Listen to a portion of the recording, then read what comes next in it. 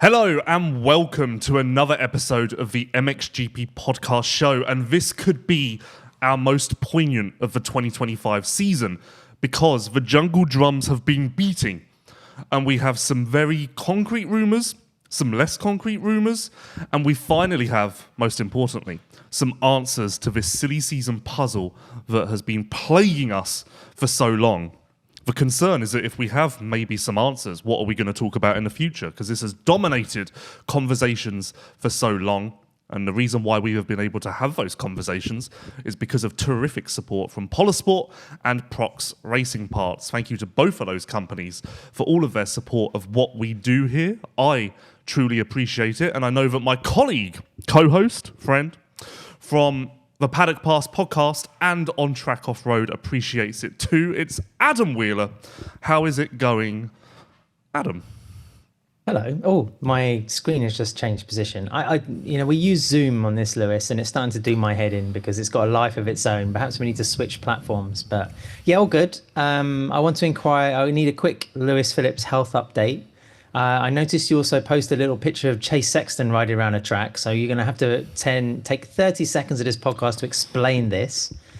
And I think it's also important that we clarify that we don't have hard news, but we have slightly hardened rumours about the silly season. Yes, so I would like to think of it as similar to, I don't know what those people are called, the people who live in the forest and they listen to the leaves and they listen to the sound of the roots growing and they concoct stories and theories based on this. We're basically those people. You're not talking about the the cuddly furry things from Return of the Jedi. I don't know what that is, but have you seen the Simpsons movie? No, I haven't. Okay, well then that's the only thing I can think of to compare it. Right. But I've you know The Lion King? Yes. You know when Rafiki... You're going Pixar already? No, that's not Pixar. Come on, Adam. Okay. We've got the people demand a higher level of factual information from us. You know when Rafiki is drawing on... He's got his stick and he's listening to the Oh my wind God, he chimes? knows the names. That's me. Yes. The baboon. That's me. I'm listening to the sounds of the chimes and all of that. Anyway. An old-fashioned town yeller. Yes. Something like that, maybe. Town crier. I don't know what they're officially called. This podcast is quite highly requested because I've had 2 messages in the last 12 hours from high-profile names saying, when are you going to talk about all that's going on? So here we are. And you still haven't published our 2005 podcast. No, it's on audio platforms, and I've had rave reviews from 2 people who I very much trust, and I know they listen to everything I've done. And they said it's the best podcast we've ever done, or I've ever done. Oh, wow. Even outside of... It's the best MXGP podcast, but also the best podcast I've ever been a part of, full stop. It's also one of the only MXGP podcasts, so we don't have too much competition. Well, that's true, but come on, Adam, let's take the accolades when we can get them. Yes, sorry, I don't mean to rain on the parade. And to your first point, 2 races back for me. Shaky, but okay. And Chase said to me on Saturday, come out to Baker's this week. So I thought, well, I'll take the opportunity. And I did. And I had a great old time because it almost calls back to a bit of the MXGP vibe for me. You know? Did you take some British rain? Yeah, it was very... I actually explained that. It was very British rain because it was just drizzly, not rain that can have significant damage, but just rain that is a pain in the arse. So you're not going to be invited back, basically? No, I don't get invited back to most places. I tend to be a one-and-done type of personality. So the Grand Prix of Finland was round 13, won by Romain Febvre. No, sorry, won by Lucas 20. Coenen and Kaida Wolf. Romain Febvre continues to lead the championship by 15 points. I've been requested to do that by more often by the fans because it turns out a lot of people don't actually watch MXGP, they just listen. And we'll get to that. Kimi Ring, or the Kaimi Ring, I guess is how you pronounce it. Paul kept saying Kaimi Ring or Kirby Ring. I mean, Paul's a pretty good gauge. So if he does know, then I guess we should follow that. But I've never heard anyone call it anything other than Kimi Ring. Well, he kept calling it the Kermi Ring, and I thought to myself, how odd for Kermit the Frog to have a facility in Finland, but to each their own. But The Kirby Ring, we will get to it. I've spoken to a lot of people. We have reviews, so we'll get to that. But first and foremost, the jungle drums of MXGP have been beating. And this is what I've heard. And some of it I know, and I'll clarify either or. I've heard that Tim Geyser signed with Yamaha late last week. And I am fairly certain that that is correct. I'm very confident. I trust my source.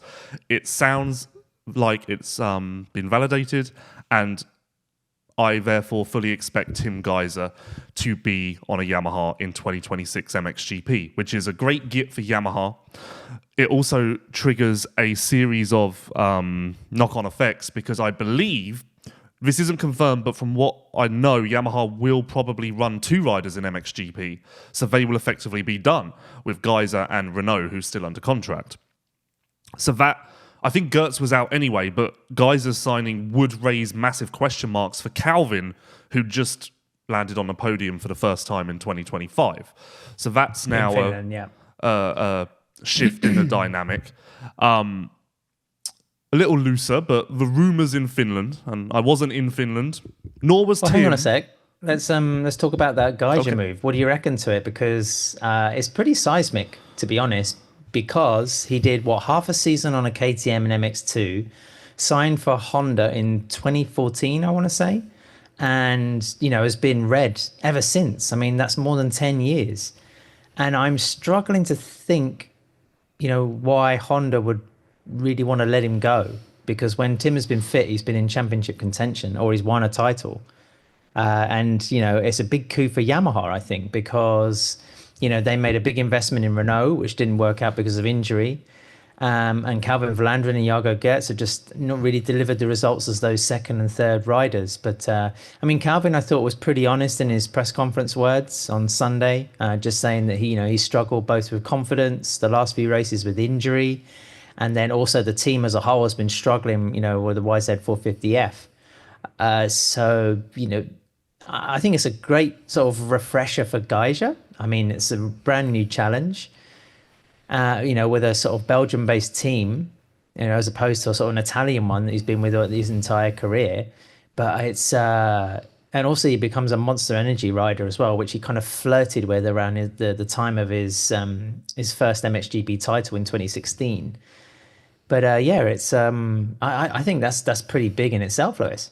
Yeah, for sure. I think we both have heard, and even more recently, I've heard quite significantly that the relationship between Tim, Honda, and Giacomo Garibaldi fell down quite horrifically. And I'm not entirely sure why. I think money was involved to a degree, but I can't think it's just that. But yeah, the partnership that seemed more like a family dynamic, it does seem like there was almost no way forward for it.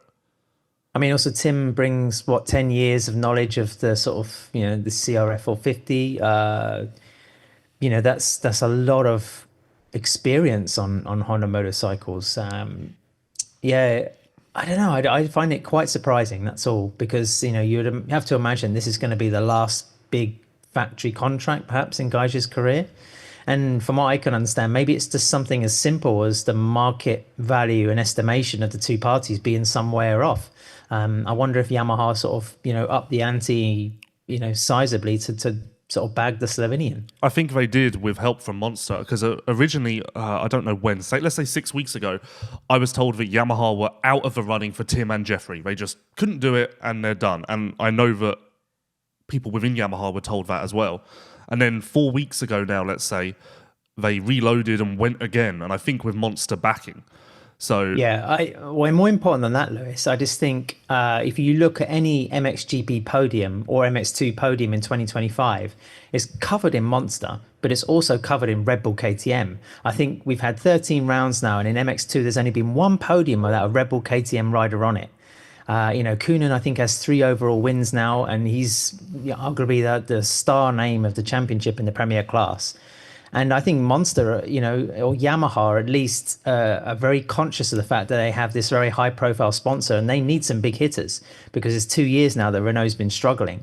And, if they don't have anybody else as backup, then I'm not saying it's a star racing scenario where Yamaha are trying to rack and stack a lot of talent. I think they've just gone for two big hitters here, and to sort of reinforce, Renault as a big gun. I think that's the main motivation. We also expect Renault to leave, don't we, at the end of 2026? And I would think that this will only push that further, because knowing what I know about Renault and the people who have been around him, everyone can figure that one out for themselves.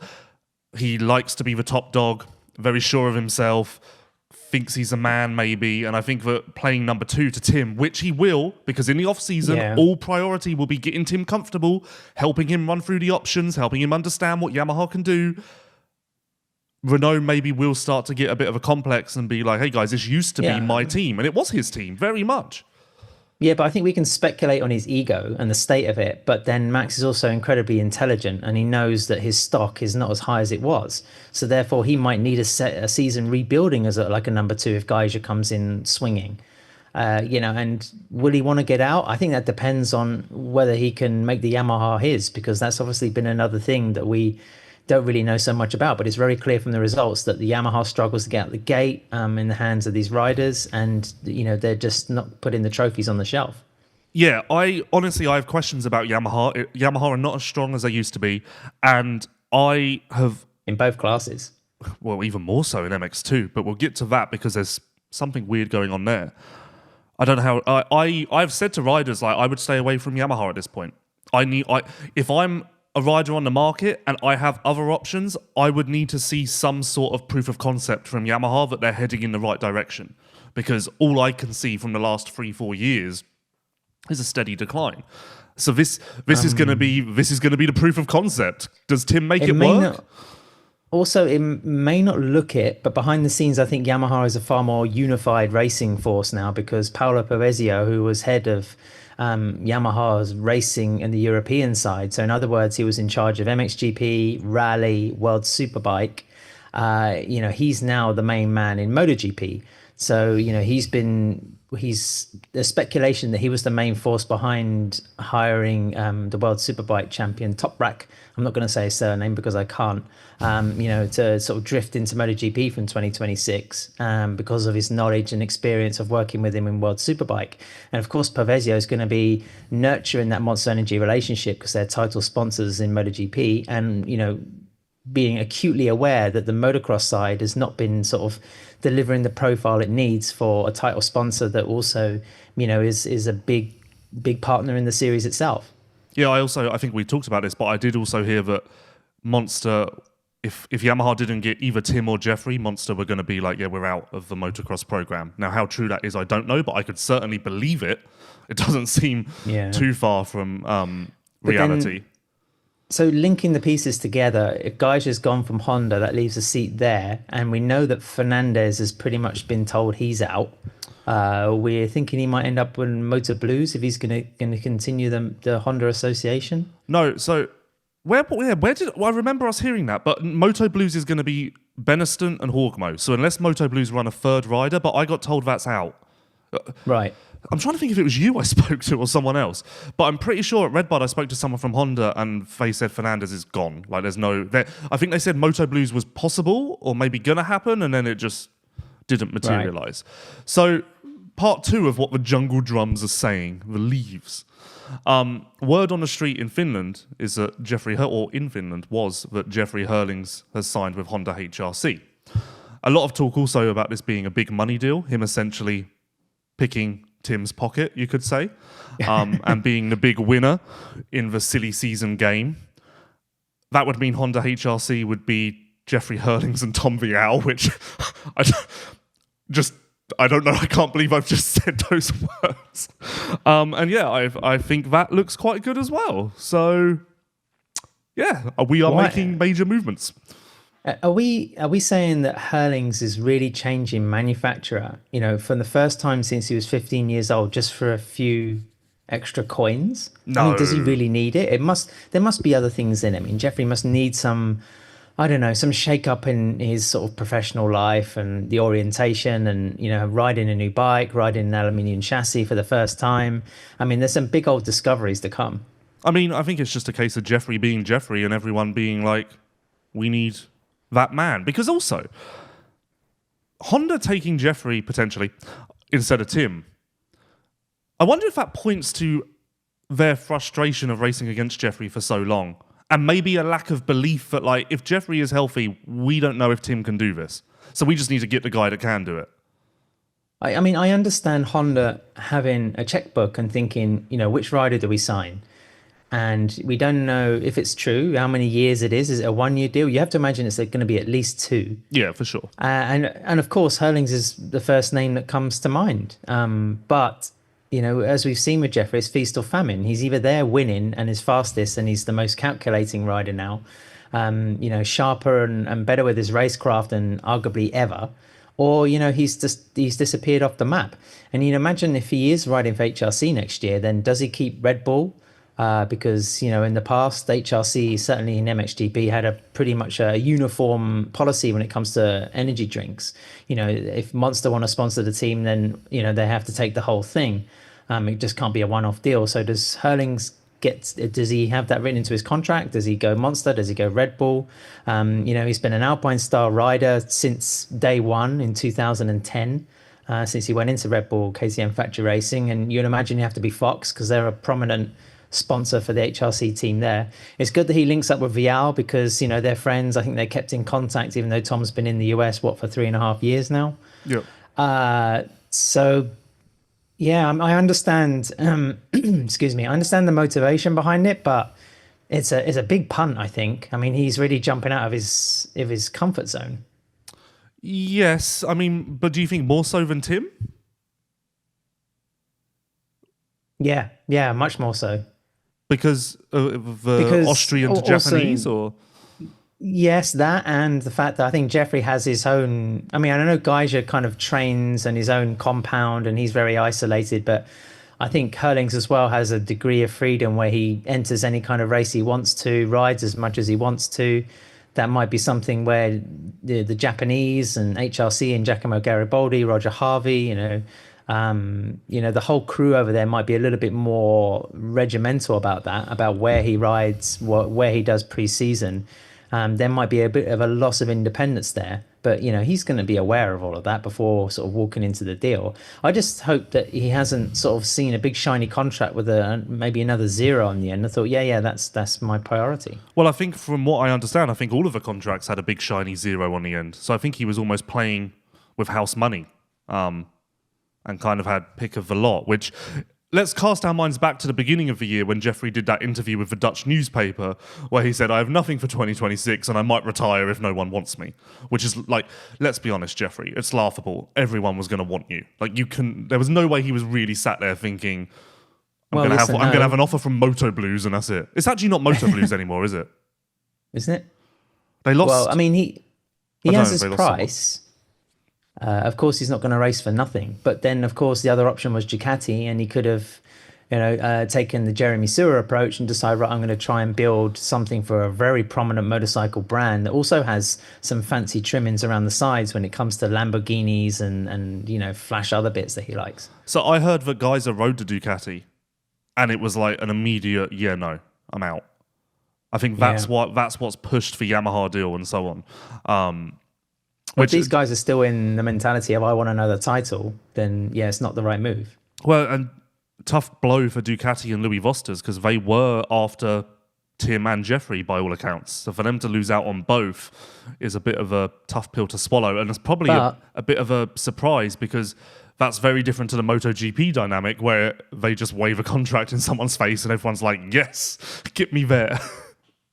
Yeah, but on the other hand, there's probably some half-decent riders around they could use or pick up to continue that project on its development because I think it's fair to say it's not a title-winning bike yet. I mean, Jeremy Sewers, if you read some of his official quotes in the press releases, he's kind of being a little bit coy, saying, we're still working, this is still work in progress.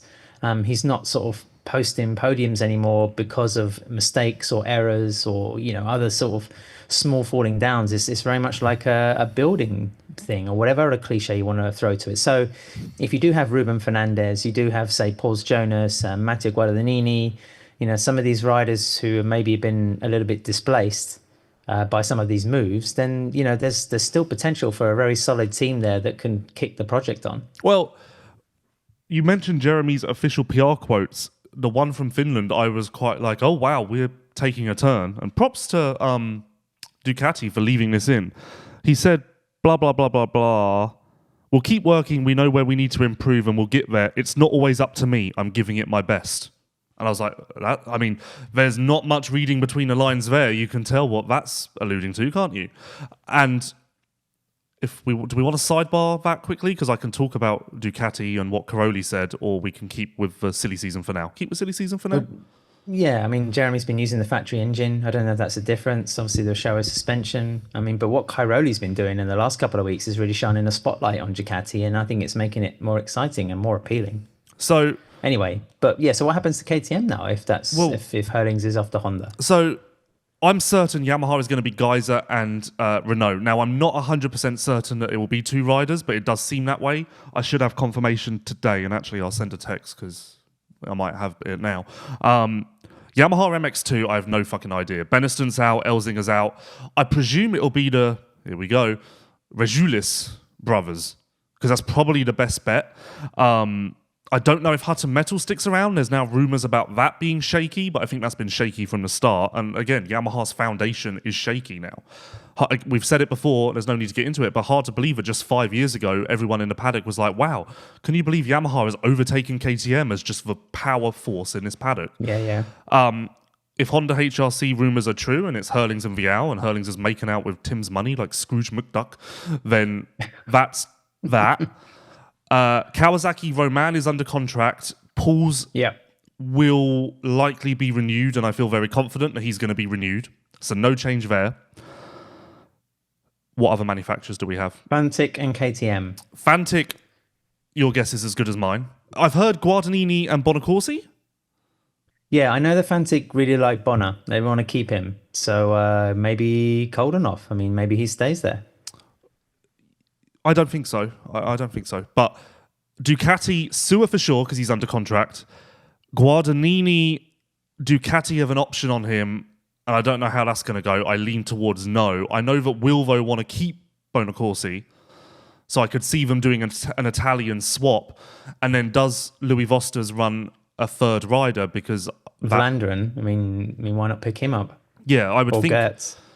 Well, how about this then? The way that it's shaken out, we now think that Vlaanderen, Fernandez, and Girtz, presuming that Pauls is going to sign, those three are kind of the top free agents. So is it, would you want Fernandez or would you want Vlaanderen? I'd want Calvin for sure. Calvin, more of a development aspect. He's got more experience, maybe a little bit more of a rounded rider, but then Fernandez perhaps has a little bit more of the Bonacorsi raw speed aspect. Just as a distant opinion.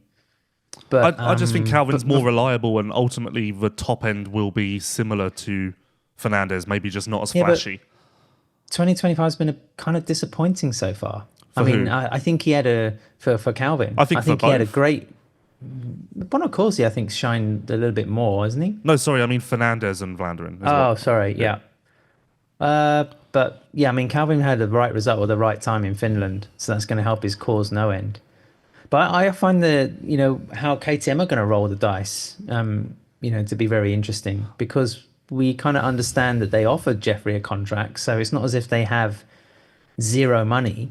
They're moving ahead with their motorsport planning. Pit Beirer, the KTM motorsport director, gave an official press conference in Sachsenring in Germany last weekend for MotoGP. And he said that, he has the backing of his CEO, and there's been noises coming out of India from Bajaj, now the majority owners of the KTM sort of AG group. And they can depend on their motorsport program for 2026. For MotoGP, it's certainly the case because they have contracts in place and they won't break those contracts. But again, we still don't know the full size of the footprint for motocross. But if we take it as golden that KTM are not going to rupture any contracts, then Lucas Coenen, who could end up being world champion this year, so therefore you have one of the leading lights in MXGP, is still in orange. And then what do you do then? Kai de Wolf could also win the MX2 World Championship. Do you kind of slide him up to the 450 in orange? that's another factor because it's, from what I understand, Kai's contract is with KTM rather than, say, Nestan specifically. And we can't forget people like Simon Längenfelder. He might be MX2 world champion. Perhaps he could be tempted by a slightly bigger deal to ride a 450 in Orange as well. So let me ask you this, because I genuinely look at it this way. When you say what is KTM going to do, and I say that in my inner monologue, I don't think of the Coenens, because to me, the Coenens aren't KTM, they're Ducati. I really segregate the two, and I'm almost surprised why I subconsciously think that way, because it is a KTM. But I have to almost remind myself that Lucas Coenen is a KTM factory rider. Similar for you? Yes, to a degree. I mean, let's assume that Ducati becomes maybe the MXGP effort for Red Bull KTM, and the Austrian side moves to being full-on 250s. That's another possibility. In that case, you would have well, then, yeah, that's difficult because you want to keep the Coenen brothers together. Well, you have to, I think. That's part of the reason why it's set up like that at the moment. But, Simon Längenfelder, all the gossip so far has pointed to him wanting to be somewhere else. So maybe what do? Do you put Adamo? But Adamo's been working closely with Joel Smets for a couple of years now. So if you take him out and put him in Ducati to fill the Längenfelder spot, then who do you put more on the Austrian factory team side? I mean, you could have Kai de Wolf. Marc-Antoine Rossi's been missing all season with an ACL injury. But then, there are other young riders that you could promote to that spot. People like Kaz Volk, Guan Dunson, I probably don't say his name correctly. There are a few takers there in sort of the KTM pipeline. Yeah, that's for sure. And I think the KTM pipeline is very important because I did some digging on this week. So the situation is, if Simon Längenfelder can get out of his KTM contract, he wants to go to Honda HRC. I'm fairly certain of that now. But it sounds as though he will not be able to get out of his contract. And there are also rumours about Liam Everts talking to Triumph and Yamaha. But again, I double-checked with some people, and he's under contract with an option on the team side, and it sounds like there's just no pathway out of that. And the way it was put to me is, if you look at the dynamic, the age of people in MXGP, the dynamic of the MX2 class, KTM is going to fight with their lives to keep a hold of the 5 MX2 riders they have, because if they do, they're all just going to end up being the top 5 MXGP riders in 4 years. So they've essentially got the future on lock. They just need to not disrupt that status quo, which makes sense to me why they'd obviously want to keep Längenfelder quite aggressively anyway, but it does make more sense when you think even longer term. Yeah, the big thing is, instead of separating it like Red Bull KTM Ducati, which, for listeners who are not sort of very in-depth involved with MXGP, is the team that helped Jorge Prado win, his 2 MXGP titles, and obviously helping Lucas Coenen, on his way to the red plate at the moment. 15 points is nothing. I mean, it was nearly 50 a couple of races ago. You have them, you have Nestan Husqvarna just running sort of Kai de Wolf and Liam Everts on the 250 white bikes. And then, of course, you have the Austrian factory team that has Marc-Antoine Rossi, who's been missing, Herlings and Andrea Adamo. So maybe it's easier, Lewis, to think of it in terms of categories, because who do you put on a 450? If you keep Lucas there and he tries to defend a possible championship or go for his first in 2026, who else rides the 450? Is it going to be De Wolf? Is it going to be maybe Adamo, who's been in the class for a few years now? I think he only has one more season in MX2. I think that's the biggest question. Who else rides the big bike if Herlings is not there? And then you can fit in the other two, the MX2 guys around it. Yeah, I think De Wolf would stay Nestan no matter what, and I don't know for sure, but I think Nestan stays Husqvarna. I think that could obviously change at a moment's notice, but I do believe they stay Husqvarna.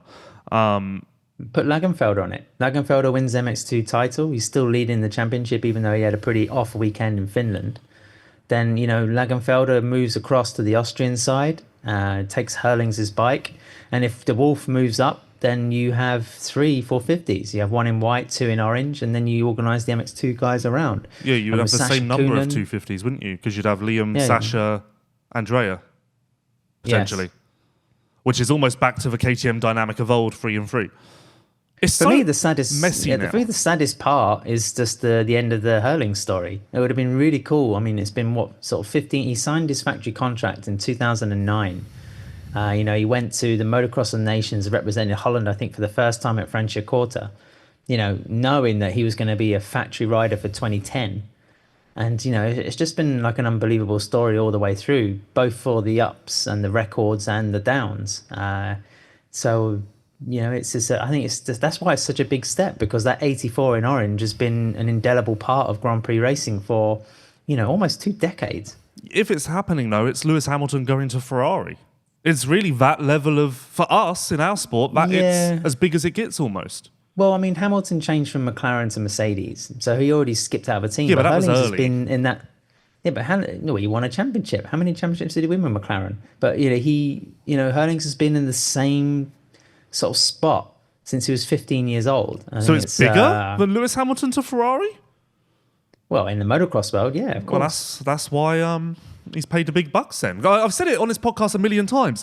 Whether you're Yamaha, Honda, KTM, Ducati, TM, Beta, anyone, the Herlings marketing story is worth its weight in gold and worth any blank check you want to throw at him. Like, the amount you can do with that man, because truth be told, and I've said it before and I'll say it again, Alpine Stars, all of the companies that he's with now, I don't think they've marketed him well enough. I don't think they've used him well enough. He's almost a blank canvas waiting to be exploited, and that now comes with a hefty price tag.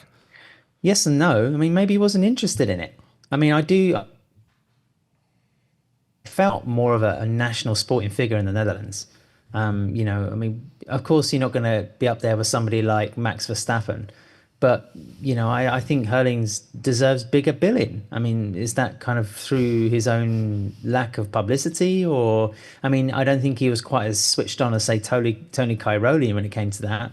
I mean, Tony was one of the first high-profile MXGP riders to have a major social media presence across all the platforms. But, yeah, you could be right, Lewis. I mean, if he signs for Honda and he becomes a Fox rider... But then we were saying the same thing about Jorge Prado with Monster Energy and Kawasaki and Fox, which was also another big wholesale change, both for the rider and for the brands. And, it just didn't really light up, did it? Perhaps the less said about that, the better, though, at this point. Yes. Yeah, Maybe we just turn a blind eye to what's going on there for the time Just being. give the guy some time. If he's in the second season, then hammer him. But he's in his first season in the US. He's invested in it. Kawasaki invested in it, Lewis. I just don't get the criticism. Give the geezer some time to learn, please.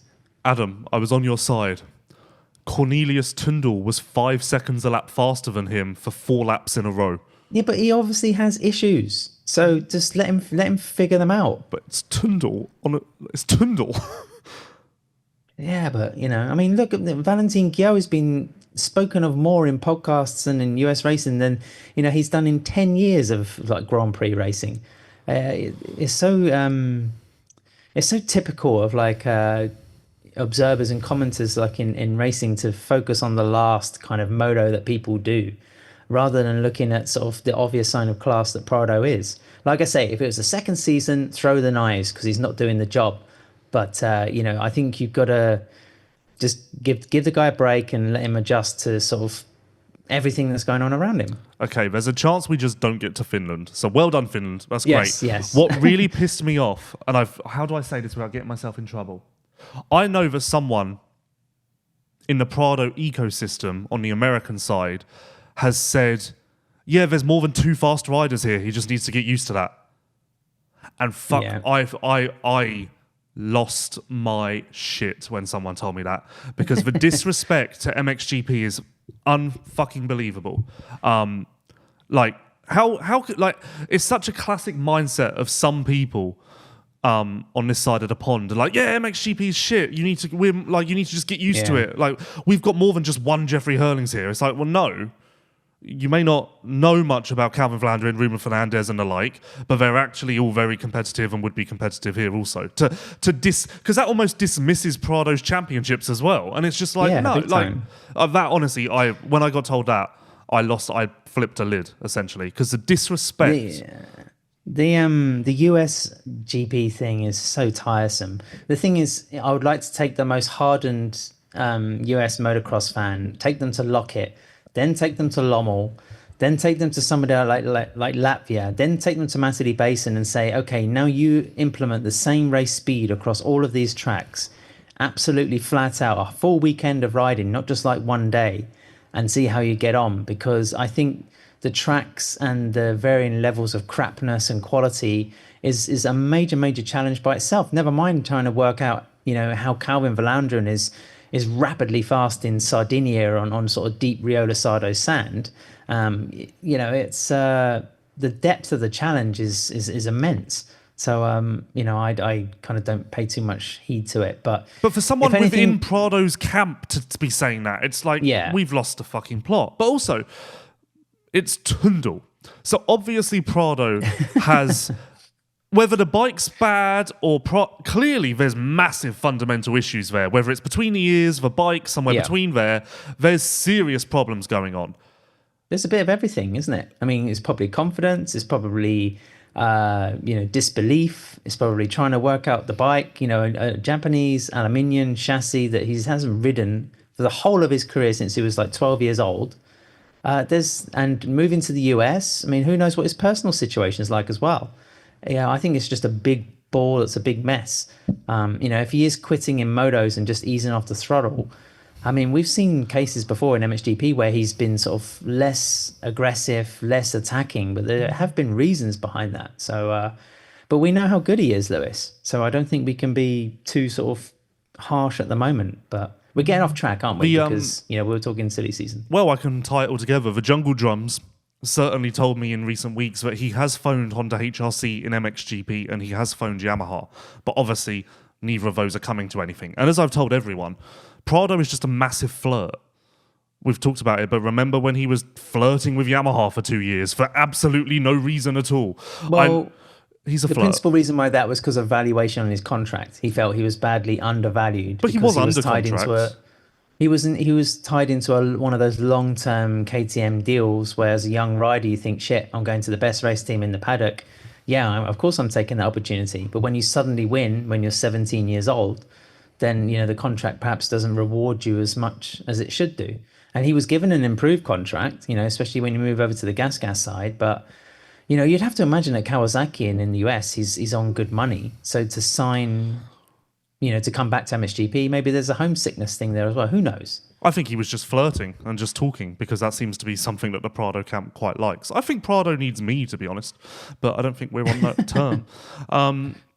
I think we're done with silly season. I'm trying to rack my brains. Coldenoff is the anomaly here because I don't really know about that, but like I've said before, I know that there was interest to do pro motocross. So is Glenn third in the championship now? Yeah, he has been the entire time. No, I think, Renault was two races ago. He was there one round. Do we want to talk about Caroli quickly? Because we can tie it into Suwa and then we're heading towards Finland. We're working our way across the world from Japan. We've gone the long way round. From Japan, Yamaha Honda, to America, Prado. Now we're going to stop in Italy and then we'll get to Finland. We'll go north. So Caroli, Ducati have had a fundamental issue with the rear end. It's sitting too high, it's just not working for whatever reason, and they've really struggled to figure it out. Caroli came to America, started testing with factory connection, and figured it out immediately, which is now my sources. US tracks? No, just the factory connection, Ziggy's knowledge and... He had a solution immediately. Also, it sounds like Caroli had an idea that he was willing to follow, and I think there's been a bit of... This is such a Caroli quote. Let me just quickly scroll down and find it. I've been asking Ducati for these changes since Arnhem last year, basically. We came here and immediately went in that direction. It's normal. Ducati was busy developing a stock bike to sell it, so the priority was this rather than a factory bike. This is the Caroli part. I already knew which direction was correct. I'm happy I was right to go in this direction. So just very much underlying the fact that he knew. He was always there.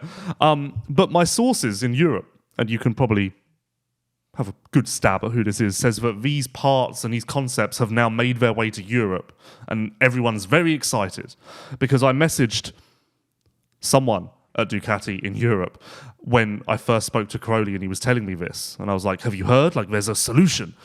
And they were like, yeah, Caroli's already been on the phone saying, we've solved it, we've fixed it. So this is really quite, it sounds like quite a massive breakthrough if it works in Europe and if there's no issues. So that's good on the Ducati side.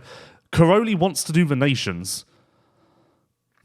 But Ferrato and Bonacorsi had great Finlands, so I kind of think that the Italian Federation will lean towards the youth rather than Caroli. Yeah, I mean, they've got options there. Adamo, Latta. Latta didn't have a great race at all in Finland, but, you're not going to be picking him based on one weekend. No, but Adamo's MX2, obviously. Like, that's done, isn't it? Yeah, but, I mean, Latta as well. I mean, he could be a strong option. I mean, he's been sort of burned a little bit bright sometimes, but then also flattered to deceive and some other GPs. Here's a question, quickly. Roger Harvey, if you're listening to this, if you can't get Längenfelder, you've told Zanchi he's out, so who are you going to get to sit next to Latta if you can't get one of the KTM guys? Because I can't think of anyone, so let me know. Leave a comment. Let us know what you're up to. And maybe there's not much money left in the kitty if he's signed Herlings. Scrooge McDuck. Yeah, let us know. Leave a comment. Just leave a comment below the video. Let us know what Honda are up to, who they're negotiating with, and we'll appreciate that. If just very quickly, if Honda have signed Herlings, then I think they deserve a lot of credit because they spunked big on Gotti or Paulan in the past, and that didn't work out. And since then, Geyser's been the main fixture. With an array of sort of second riders that haven't really sort of risen to the same level. And I'm generally excited about seeing Vial on a bigger bike and Herlings together. But wow, big news if true. How about Vial doing WSX in Australia? Yeah, well, was you tweeting something, or was it Mathis? It was Steve saying that, Vial might have his first outing at Paris Supercross? He will. That sounds like a recipe for disaster to me. Well, yeah, so he's going to do Paris and then WSX. And all I could think about looking at this was he must have had some serious leverage in these negotiations. Yeah.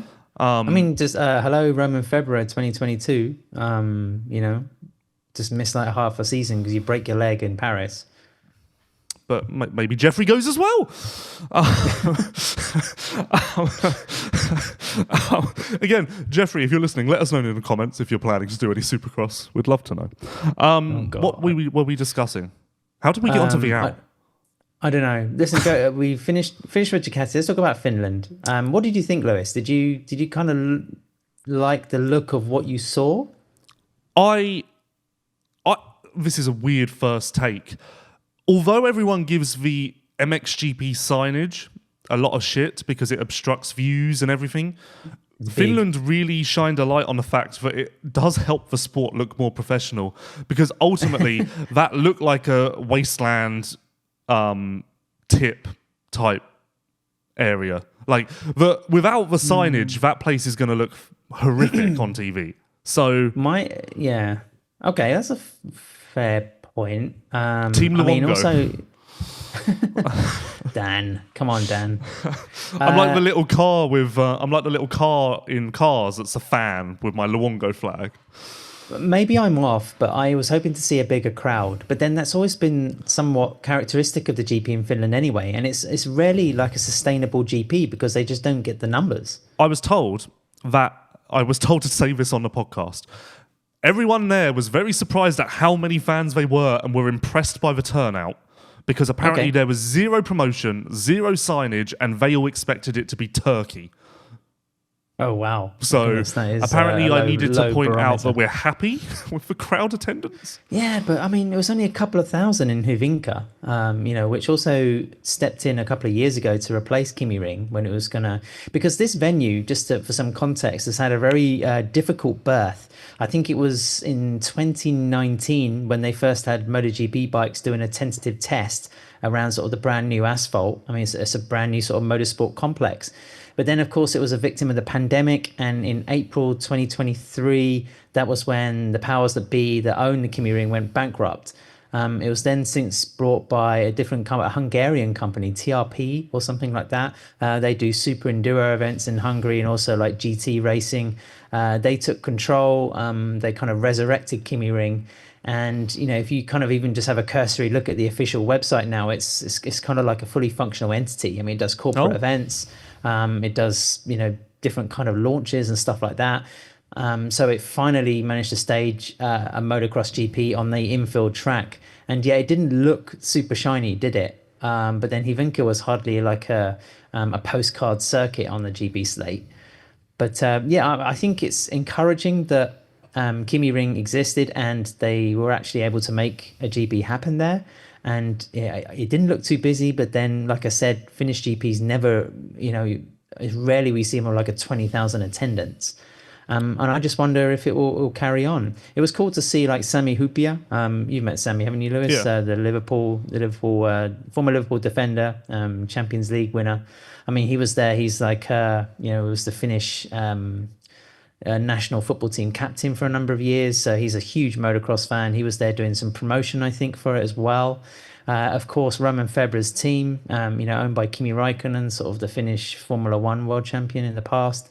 Antti Peronen, the team manager, a former GB rider, also, quite a significant name in Finnish motorsport. The Finns love their motorsport. I just hope that enough people did actually get through the door at Kimi Ring to make it perhaps a fixture again, because this was a late one on the calendar, wasn't it? Yeah. Sidebar, because you mentioned Kimi. I potentially might be writing a story for F1 on Febvre if he wins the championship. Oh, wow. For F1.com. I don't know. Just someone emailed me. And they said that they need Febvre to continue doing well because that's the only reason they want the story. I think it's for F1.com. Good luck getting any quotes from Kimi, because he was notoriously guarded whenever he did walk into the MXGP paddock.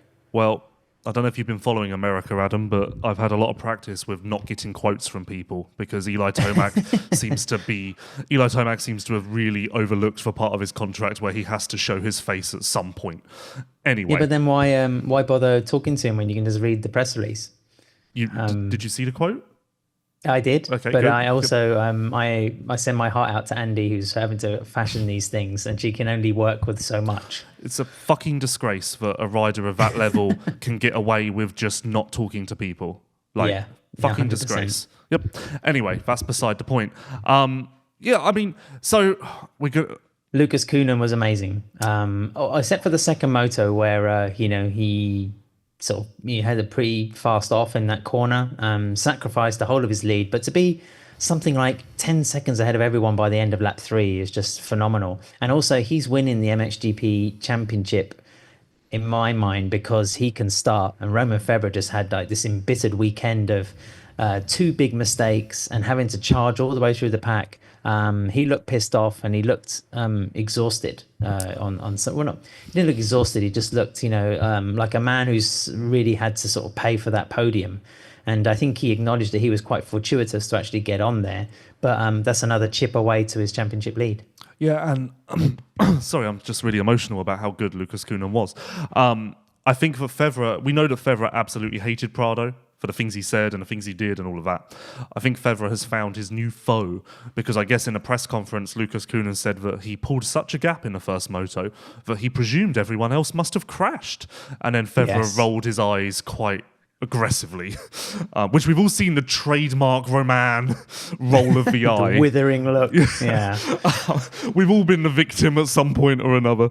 In Sweden a couple of years ago, I told you, he accused me of asking trash questions, which I thought was a bit harsh. But then, we had an interview in Tichentau like we were old mates, which kind of like we are. I mean, I first interviewed Romain like 12 years ago, so it's there's a bit of a history there. So I resented being labelled as tabloidy, but I mean, I kind of like some of Lucas's quotes because they're getting to be a little bit cocky, he's talking about sending it. He's saying, we're back on it, we're grinding, everything's good, baby, all this kind of stuff. He is just he's doing the Prado format at the moment. He's taking the starts and he's that quick that he can make the margin. And if Febvre doesn't get his shit together out of the gate with the Kawasaki, then he's gonna lose that red plate. Yeah, ultimately the buffer has gone now. The gap is 15 points, which in my mind is 0. There's no room to play with. Qualifying race. Yeah, especially with that now in play, it's actually quite astounding how much ground Lucas and Kai de Wolf can make up in one weekend now. I still haven't quite adjusted my reactions. Like, it still catches me off guard somewhat. But yeah, it's... so who's going to win? Coenen or Febvre? I've been saying Febvre for a while because I thought experience would count. But looking at the tracks coming up, it's hard not to imagine Lucas getting the red plate. But he's shown that he can make the mistakes as well. So it's not like he's doing a Geyser level of performance and consistency. And he can't crash like he did in the second moto in a place like Lockett because he'll be swamped. So I don't know, Lewis. It's really. I'm happy to say that it's really close. It's quite cool that we're in this situation. What about you? I think we are definitely going to get to a point where the red plate changes hands, but I still think that Febvre will win. But I do think that Coenen has the red plate on his bike at some point. I'm also, considering how close it is, I'm also encouraged by the fact that there's this sort of mini, not new tracks, but the last GP is in Australia, which is an unseen test for everybody, but then so was Kimi Ring. There's no like clear form circuits coming up at the end of the calendar, so that could be the swing either way. But it's cool to see. And then also props of course to Vlaanderen, who managed to sort of bring himself out of that hole of form and to get on the box. Yamaha's first podium since round 1. Unbelievable. Oh, I had to check it twice. I was like Santa. Yeah. Honestly, like even saying it now, I can't fathom. Is it naughty or nice? Calvin is criminally underrated. I do feel, and I'm not talking this year. I'm talking career-wise, right? We can agree with that. So he's nice. I think that's fair. Isn't he the characterization of a rider who's just almost there, but then doesn't quite deliver? I mean, even just down to sort of Red Bud at the Nations, How about this comparison? He's a Ken Dyker. Ken won quite a few races and sort of vied for the championship when he was on a Suzuki. Yeah, how many he had one Sterling Grand Prix, one Grand Prix season with KTM as well. I'm not putting the foot into Calvin because I think he's a really sort of kind of solid backup rider. But even then, I think Yamaha have probably been looking at him saying, "Look, Renault's really struggling. He's been injured again. We need you. Can you step up?" And maybe that's why ultimately they've thought, right, we have to change direction here and go big. 5 Grand Prix wins for Ken Dyker in 4 successive seasons, including 1 on Cass Honda. But I don't remember him winning. Yeah. He was riding a Honda, didn't he? And then he signed for Suzuki. Then he had 1 year at Yamaha, and then he was on the KTM. But I don't remember him winning on a Honda. He won Sweden. Yeah, he won on a Honda. I'm trying to... 1-2, GP yeah. He won? Yeah, 1-2 in Sweden in 2007. But I have no memory of him winning on a Cass Honda. What was the random GP he won on a Yamaha as well? Was that Tuchenthal? Yeah. Yeah, okay. If you ever have a random GP win, just presume it's Tuchenthal and you're probably going to be right 9 times out of 10. Not to make this a massive... Sorry, go on. Go on. No, go on, you say. Not to make this a massive conversation, but I've also had this pop up as a podcast request. The paddock isn't very happy with the lack of transparency and communication, let's trot out the whole thing all over again from Infront at the moment. So I'm going to reach out to David and I'm going to try and get him on this podcast, and we're going to do a bit of a paddock Q&A to address some concerns. I mean, I doubt he'll say yes, but that's the intent. So I said to the 2 people I spoke to about this, I said, is this just another situation though where everyone's pissed off because of Turkey, China, Australia?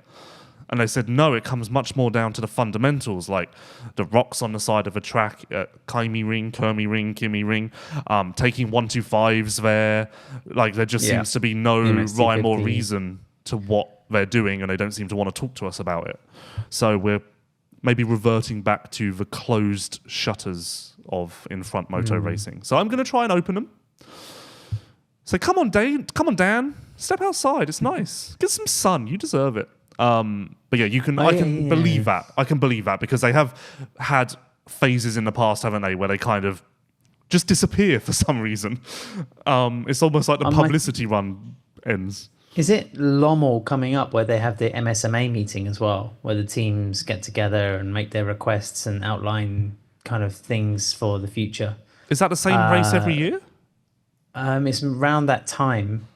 Okay. I'm not sure if it is Lommel. I might just be reaching there, but that'd be a time maybe for sitting around a table. But I kind of had the thought that diplomacy had been better in recent years, and if that's the case, and teams feel they're not really being communicated to, but Infront Motor Racing's sort of MO really has been just to enforce the vision they think is best for MXGP, and if they're going to take it to Timbuktu, then you're going to Timbuktu, and you just try and make the best of it. And if you want to be part of the class, then you are. But again, I thought the gates in Finland were less than ideal, to be expected because it's quite a far trek for most of the teams from Central Europe. But I think you have to feel probably sorry for the EMX teams most of all, because that was like a late entry to the schedule for them. But yeah, I don't know, Lewis. For the comments on the track at the Kimi Ring were kind of mixed, weren't they? I think we can call them positive, considering the situation. Yeah, generally positive. But people they'd say that the dirt was quite sketchy in some places, and there was a lot of stones coming through. Maybe just because a lot of the ground sort of in Finland tends to be sort of sandy and soft, but perhaps where Kimi Ring is situated, they use some of the landfill for sort of creating the asphalt. I don't know what the base is like, but I mean, on TV, it kind of looked like a little bit of Kegum's vibe, where it was like kind of hard, but had that sandy top. But the riders were kind of generally positive, but also like a little bit kind of, it was a bit sketchy in places. You mentioned Kegums. Congrats to Kegums, a multi-year extension with MXGP, and we love you, Kegums. We do. So congrats to all involved there. We're very happy for you. I tried to defend Infront on the EMX to Finland front. I tried to just come up with a concept of why. And ultimately, I couldn't, because the 125 riders were in France for the Junior World Championship the week prior. So it really made no sense and put unnecessary pressure on those teams and riders. So I even said, maybe going to Finland's expensive, and they were like, well, we need to make up some of the costs, so let's add a UMX 125. And this person worked it out and said, well, that looks like 12 grand of entries, and if they can't make it through a 12 grand loss, then what are we doing here? Which I can't argue with. That's a great point. I mean, I don't think EMX should be longer than 10 rounds. In a 20-round Grand Prix season, why does it have to be 12, 13, 14 races? That's not EMX at this point. That's just MXGP with 4 less rounds. Yeah. It's not an amateur series. In the interest of saving time and speeding through this, massive props to Glenn Koldenoff. I felt like he rode incredibly well and continues to ride incredibly well, almost as if we're building towards another heroic nations ride, which honestly wouldn't surprise me too much. Also, massive props to Andrea Bonacorsi. I don't know if we've given him enough credit this year, but he should have been on the podium. Well, he and Glenn arguably should have been on the podium if they'd started better in the second motos. So I think that both of them deserve their dues. And also, someone we certainly haven't talked about enough is Brent Van Donnick, who had back-to-back femur issues, or injuries, I should say. And this is in recent weeks there's been murmurings, but this is his full return, let's say, to top form. And let's not forget, before the successive femur injuries, he was really quite good, really making waves, and we've all kind of forgotten that, so shame on us. 6th overall, is that just ahead of Alberto Ferrata? Was that 7th overall his best result of the season? Yeah, also in a similar vein, I guess credit to him, because he's had a terrible time and is riding without an ACL. So yeah, team dissolving and everything. It's not been too good for the Italian either. Yeah, he's another Fantic sort of bid, maybe. Yago Girtz, Lewis, was his crash scarier than Liam Everts's? No. Liam's was horrendous. Why crash like that in warm-up? Why post photos of your dinner plates on social media across the weekend? There's many questions with Yago Girtz that we can tackle here. I have to say, he put up a poll saying, did you like this content? I voted no. I'll admit it. I'm not going to hide behind my choice. I voted. And I voted with my feet. But Yago's been better. I hope you two cross paths in Iron Man for the Nations. You know, Why? I would like to. I think there'll just be this sort of like frosty wall of ice. Yago between or you the as social you- media manager? Both. Oh, I don't think Yago knows what's happening. Okay. I think Yago is. I think we'll find out that Yago has no like. He's just been trodden out. No Like, grasp. Yes. Right. No, but he has been better. Like, all jokes aside, he has been better lately, shown flashes, maybe crashes have stopped the end result, but there have been signs Yeah. of form and life and all of that good stuff. So credit to him as well. And finally, well, also credit to Adam Sterry, because he had his best race of the year, showed a lot of form in the qualifying race, and I thought that was very impressive, and I don't think we've mentioned him once this year, so credit to him as well. Did he finish ahead of Ben? No. No. And that was going to be But my then- next point. Right. And I don't know how to do this diplomatically. So, Not you. Are you going to be critical? no, not of him. Oh, okay. He had no back brake in either race. Yeah. Like, what are we doing, guys? Was that a stone issue? No, that was a Or was beta that like issue. a mechanical issue? That's a Right, beta okay. issue. They need to figure out their shit, quite simply. Yeah. Because It's kind of reaching TM levels of efficiency. I mean, you know, if you're going to race, just fucking do it properly. I couldn't have said it better myself. And you know what? The best part is I'm not getting a phone call this time. So I think It's your podcast, Lewis. I think we'll Just, move on. No, seriously, Ben is riding really well, but he can't get a start because the bike's fucking dog slow, and then he can't brake because he doesn't have a rear brake. Like, ultimately, what do you want him to do? But once again, I did get a message from an impartial party who said, "Hi, Lewis. Just wanted to let you know that Ben is riding really well at the moment, and like a proud dad." I replied, "Appreciate that." Yeah, there we go. But again, it's not didn't- showing because, or people aren't seeing it because of the fucking bike. Well, you're being goaded as well on social media by, you know, Mr. Steve Mathis as well. I didn't think it was that was very fair or very friendly. Well, again, he's not seeing it. They're not seeing what you need. Like, it's only us that we only know because we're on the inside line, but the rest of the world aren't seeing it. And then I guess Kevin Horgmo broke the tip of his finger or something similar, so that sucks for him. Okay. MX2, Big weekend for Kai. Big weekend.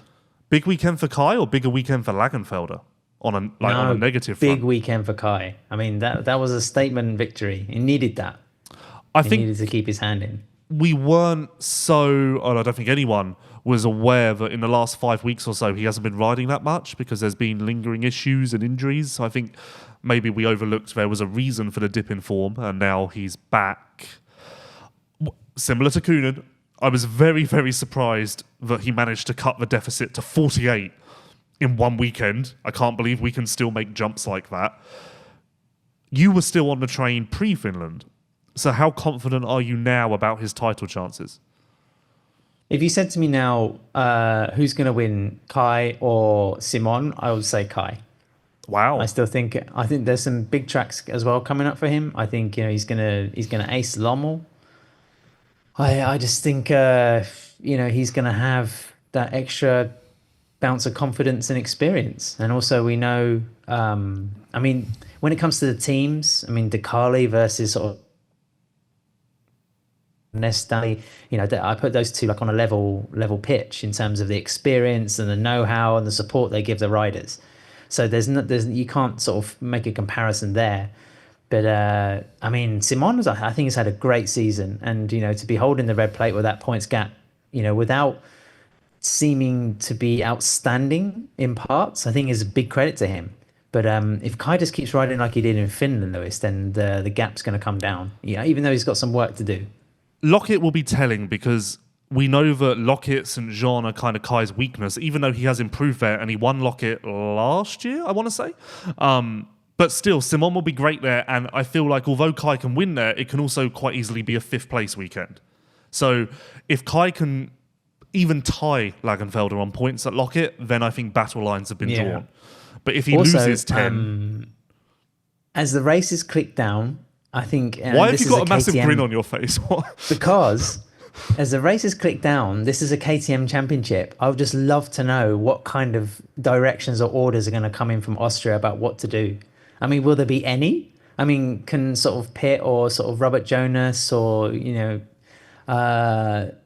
any sort of form of management say, yeah, help out Simon, or can you help Kai, or Adamo, you're a little bit adrift, even though in points he's not that far off at all.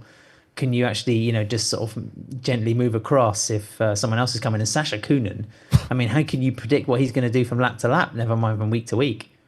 Yeah, hey Sacha, can you just when you crash, can you do it quietly and not take out the others? Thanks. Yeah, make sure your bike is going off the track rather than spinning back on it. We're happy for you to crash and you do what you got to do, but just do it over there.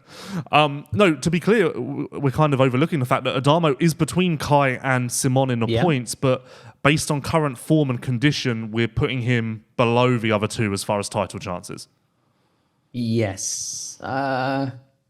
I would even be tempted to put Andrea above Simon at the moment. Maybe that's just recency bias. Well, I'm going to contradict myself because I said earlier in the podcast we shouldn't judge people on last race performances, but I guess that's obviously what I'm doing. So, just erase everything I said for the last 55 minutes. Drug testing coming to the MXGP podcast show real soon. Yes. Well, you would fail miserably with the amount of chemicals in your bloodstream, I'm sure. That's true. But what doesn't fail is Polysport's APT unbreakable levers. In fact, they are a solution to the levers that do fail. Snapping levers? That's weak and outdated. Polysport's APT unbreakable levers bend on impact, bend back to their original shape, and let you keep riding. With a stainless steel core built for war, they are rock solid strong and designed to match the OEM levers, shape, and specs. The Polysport's APT unbreakable levers stand up to every challenge. Thank you to Polysport and Prox for their support of this very podcast. If Simon loses, that's not a good look. And I think a lot of people lose confidence in his ability to seal the deal. Fair? Yes? Yes, but then I would also say that Längenfelder, De Wolf, and Adamo are also right on that edge of moving to MXGP and a 450 next year. So that's also a factor you have to reckon in, because they're not just pushing for the championship, but also the next career step. I mean, who's the more likely to be able to handle the extra scrutiny of the sort of, the Premier class and go against Herlings and Geyser and also manage the bigger bike? I mean, Yago hasn't really been up to it, has he? Two more quick thoughts on Kai. One, there were rumours that he was going to replace Vial in America, and I can't remember if we discussed it, but that's not true. He will be in MX2, he will be in MXGP still, but additionally, he has to move up, right? And championship or not, another year in MX2 seems like stunting his growth. Yeah, but he stayed in MX2 because he felt he wasn't mentally or in terms of skill set ready for MXGP, but you'd have to imagine now he's ready to go. I mean, if he stays down another year, it's almost like everyone gives Herling shit for staying too long in MX2, but you have to cut Jeffrey some slack because of the injuries he had. In 14 and 15, he essentially lost 2 seasons. So I think he was entitled to his third sort of volley at the class in 2016.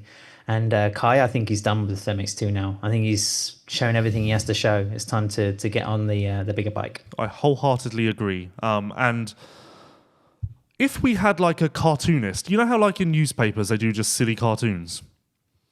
You could do, if HRC do end up with Vial, Herlings and Längenfelder, let's say, I just have this cartoon image in my head of Roger Harvey at a KTM yard sale.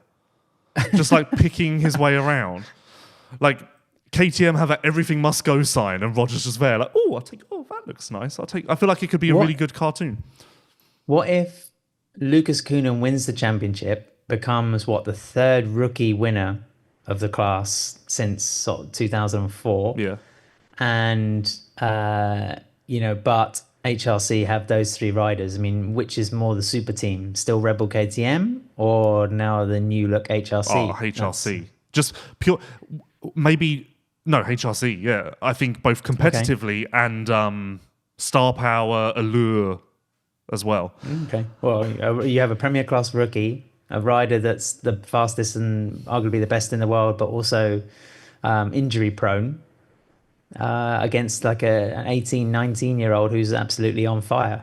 I don't know, Lewis. It's probably not as clear cut as you think. Well, are you dismissing Yamaha's new challenger? with that discussion? Yeah, that's just it. But I mean, I guess, if you have Längenfelder to the mix as well, then maybe where Yamaha are missing out is in the MX2 factor. Yes. Whereas, KTM always have a little bit of, they have some, as we said, cannons in both classes. I think Sacha Coenen's new nickname should be Jack in a Box, because you just never quite know. You just never quite know when it's going to pop. Final two thoughts from me. Well, actually, before I do that, Prox is a loyal supporter of this podcast and the sport. We mentioned Cornelius Tundel a lot on this podcast. Well, he uses Prox, and that's why he was managed to go 5 seconds a lap faster than Jorge Prado and his factory Kawasaki. And if you need more proof of the reliability and performance that comes from Prox's aftermarket parts, then I don't know what to tell you, other than you'll find your answers at pro-x.com, where there are a wide array of resources to help you figure out all that is available for your motorcycle, no matter the year, make, and model.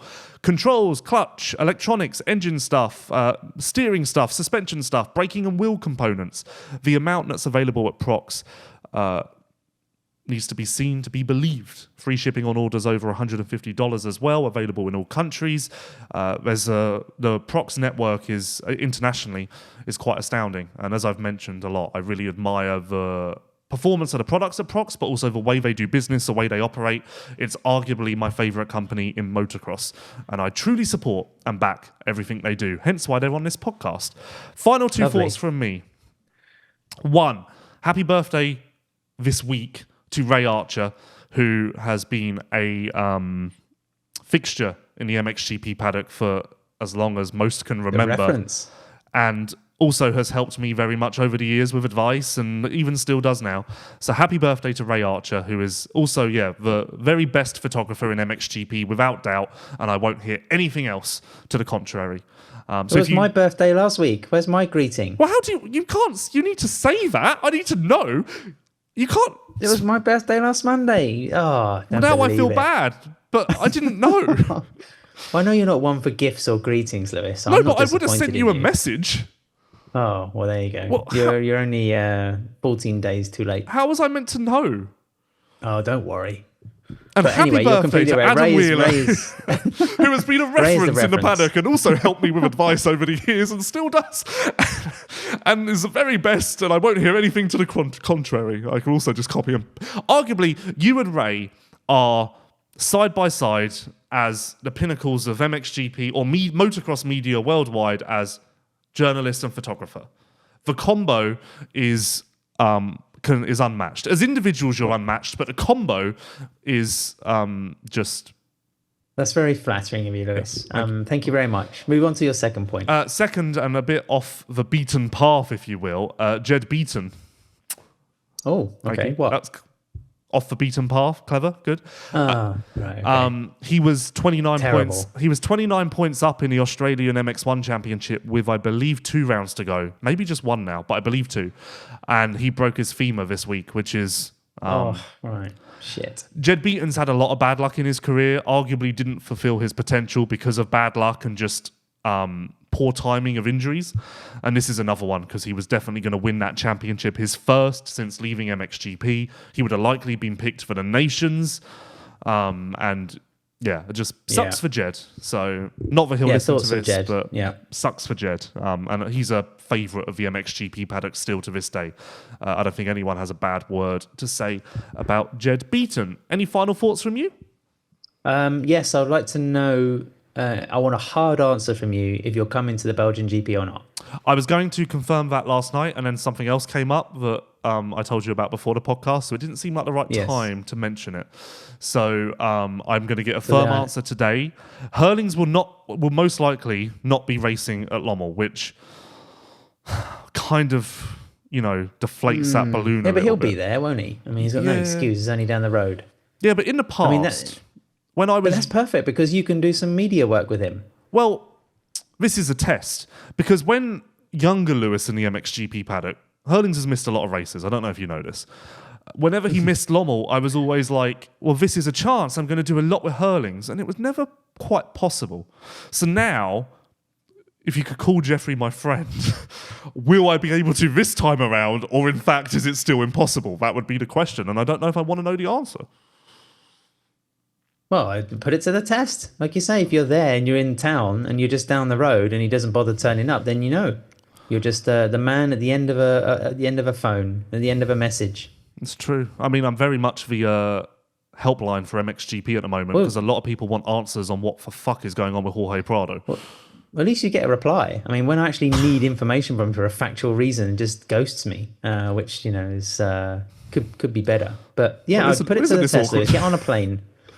Yeah, I do need to come. I do want to come. I need to come, and I would not be able to live with myself if I don't do an MXGP this year. But my final thought is, I think this is arguably, and not to really build us up after how much I overhyped the 2005 podcast, I think this might have been one of our best podcasts.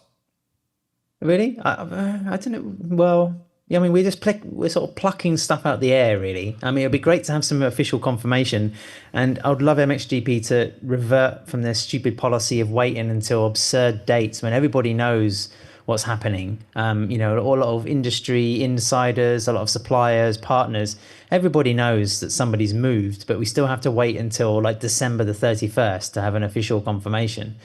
Please avoid that scenario. There's no need for it. I mean, even the current sponsors of the team that the rider is leaving knows that, they might not have to have him as their marketing push. So, let's try and break that cycle. Well, just so everyone knows, whilst American deals are announced October the 1st, because that's when American contracts expire, at the earliest, you'll get an MXGP announcement mid-November, but that's rare. It would typically be December the 1st or January the 1st, which... Sometimes the week after the season's finished. Sometimes. I feel like that's rare though, isn't it? It Especially depends. That doesn't happen with someone like Jeffrey or Tim, I feel. Well, I mean, if Herlings does leave KTM, maybe they actually will make a deal or a celebration at the end of the union. It depends how amicable the break is, because the Prado one, by all accounts, especially from Prado's side of the story, it was not very harmonious. No, I think that's fair to say. Bit aggressive, maybe. Honda like EICMA, so maybe they, if it's happening, would push for an EICMA possibility, but I highly doubt it. Highly, highly doubt it. Anyway, thank you once again to Polisport and Prox Racing Parts for their support of this podcast. Extremely appreciated. Thank you to everyone for listening. Thank you to Adam Wheeler for making the time. And we will be back in 2 weeks. 2 weeks. Yes, weekend off for MXGP this weekend. We will be back in 10 days to discuss the Grand Prix of Czechia, which typically hints or indicates the beginning of the end for MXGP. So the championship pictures should become clearer. Thanks for listening and watching, and we will see you next week.